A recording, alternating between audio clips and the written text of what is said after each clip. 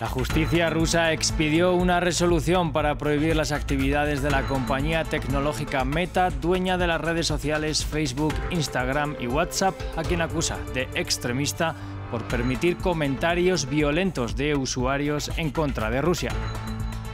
En Cuba, los habitantes de la isla han salido a las estaciones de servicio para evitar quedar inmovilizados por la falta de combustible.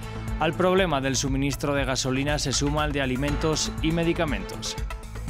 En Guatemala, la jueza anticorrupción Erika Aifán renunció a la Corte Suprema de Justicia y sopesa su exilio en Estados Unidos. La jueza tenía testimonios de financiación ilegal de campaña contra el presidente Alejandro Yamatei. Ampliamos desde Guatemala.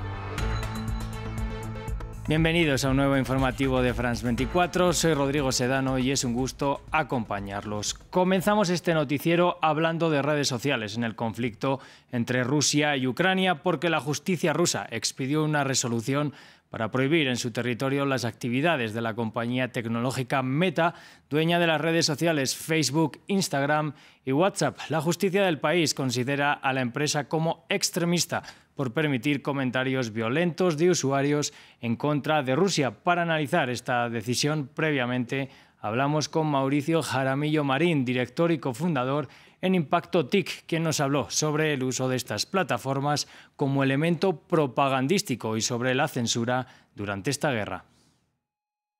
Es mucho más drástico, pero si vamos un poquito a la historia, hace 15 días más o menos la Unión Europea exigió que se desmontaran, por ejemplo, RT de Google.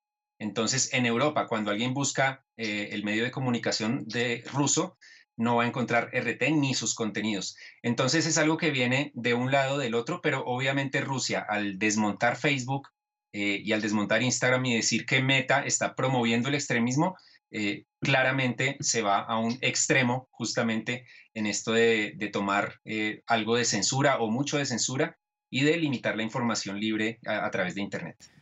Consecuencia de la guerra es el encarecimiento y la escasez de combustible. En Cuba también se vive esta carencia, por lo que los habitantes de la isla han salido a las estaciones de servicio para evitar quedar inmovilizados. Al problema del suministro de gasolina se suma el de alimentos y medicamentos, no solo por el bloqueo estadounidense, sino por la falta de efectivo en la isla debido a la baja de turistas. Andrés Granadillo nos cuenta más.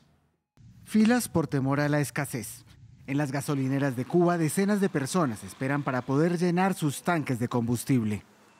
El problema de la gasolina es terrible esto. Estoy aquí desde las 7:30 de la mañana para coger un poco de gasolina para entonces seguir trabajando de nuevo.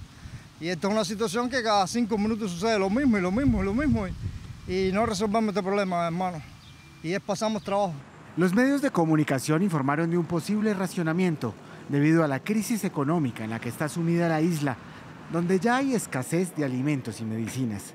Según las autoridades, las causas de la falta de suministros se debe a problemas de distribución y de logística. Los funcionarios en Cuba culpan al embargo estadounidense de décadas y a las sanciones más recientes y severas bajo el expresidente estadounidense Donald Trump, aunque los expertos creen que son otras las causas.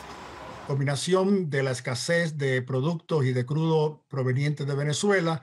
También tenemos que reconocer que Cuba ahora tiene más dificultad en ir a los mercados internacionales y pagar y comprar gasolina o diésel, ya que los precios han aumentado en un 40% en los últimos meses como resultado de la guerra de Ucrania.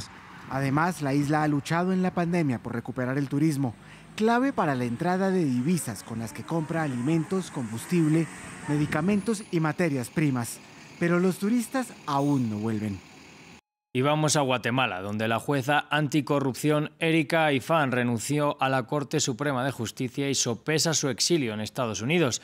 La jueza tenía en su despacho el testimonio de un testigo que acusa al presidente Alejandro Yamatei de haber financiado su campaña electoral con 2,6 millones de dólares provenientes de sobornos. Nuestro corresponsal en Guatemala, Andrés Suárez Jaramillo, tiene los detalles. El pasado 9 de marzo, Erika Aifán, la jefa del Tribunal de Mayor Riesgo de Guatemala, debió abandonar el país por tierra hacia El Salvador, cruzó luego a Costa Rica y desde allí voló hacia Estados Unidos. Solo 12 días después, sus abogados hicieron pública su renuncia ante la Corte Suprema de Justicia, mismo día en que ella denunció en Twitter las amenazas en contra de su vida y de su integridad por parte de estructuras de corrupción del Estado guatemalteco, así como redes de criminalidad. Y es que el cerco contra la magistrada Aifán se estrechó a mediados del pasado febrero, cuando se supo que en su despacho guardaba el testimonio de un ex hombre de confianza del actual presidente Alejandro Yamatei, quien lo acusa de haber recibido en corrupción 2,6 millones de dólares para presuntamente haber financiado su campaña electoral. Desde entonces, la fiscal general ha emitido 7 antejuicios en contra de la magistrada Aifán, que le representarían perder su inmunidad y entrar a la cárcel. Con Aifán son 15 los funcionarios judiciales que en su lucha en contra de la impunidad en Guatemala han tenido que abandonar el país en el último año.